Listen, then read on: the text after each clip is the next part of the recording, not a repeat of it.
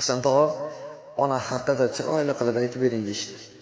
Ona haqida aytgim keladi. Ona haqida qancha aytsak shuncha kam. Onalarimiz biz uchun yashaydi hech qachon, ona o'zi uchun yashamas ekan. Ona farzandim deb o'tar ekan. Shuning uchun onalar haqida aytgim keladi. Onalarimiz hayot bo'lsalar, umrlari uzoq degan Allohim. O'tgan bo'lsa Alloh joylarini jannati, oxiratlarini obod aylasin. Onamning borligi mening baxtimdir. Ba'zida dunyoga sig'may qolaman. Boshim tizzasiga qo'yib olaman, dardlarimdan shunda xalos bo'laman. Onamning borligi mening baxtimdir.